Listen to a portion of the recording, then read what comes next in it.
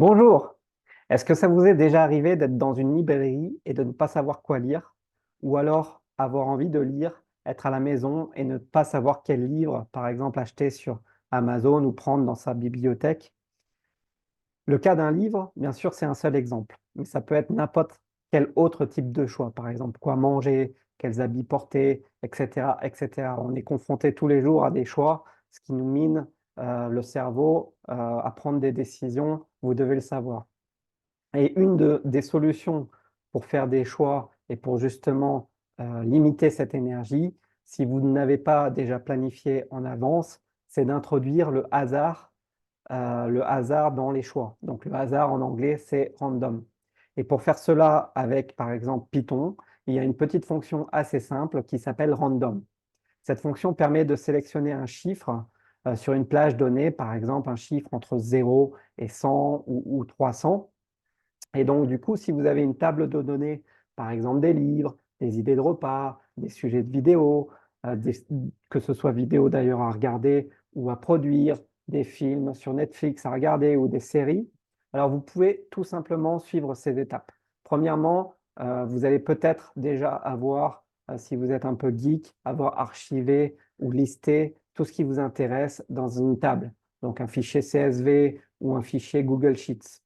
Puis ensuite, donc avec Panda, vous allez pouvoir télécharger cette table dans Python. Donc Panda, c'est un module très important moi, que j'adore, qui permet de traiter des données ensuite, sélectionner des lignes, des colonnes, etc., faire un traitement. C'est beaucoup utilisé dans la finance.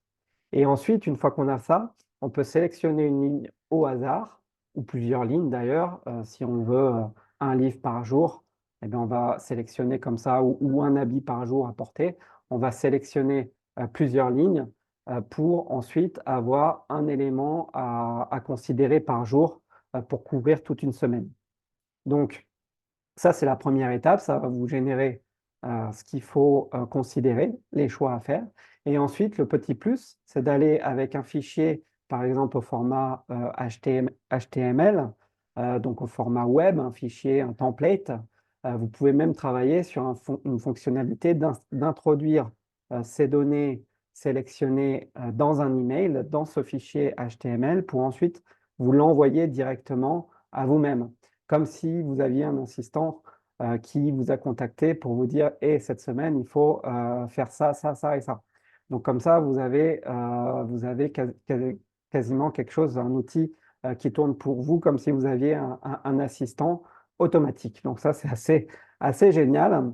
Et une fois que vous avez mis en place ce générateur, ben, bien sûr, ce que vous pouvez faire, c'est mettre ça dans une séquence de script que vous allez lancer, par exemple, le week-end, le samedi, qui va s'insérer parmi d'autres fonctionnalités que vous avez peut-être développées et qui va ensuite vous envoyer un email aléatoirement pour faire ça et pour traiter les données qui sont sélectionnées. Et ainsi donc, vous n'avez plus de temps à faire des choix dans la semaine. Vous allez avoir vos données sélectionnées parmi la bibliothèque de tout ce que vous avez. Donc voici une petite piste de réflexion pour introduire le hasard dans les choix réguliers que l'on peut faire pour avoir une certaine variété et donc alimenter sa curiosité et sa créativité.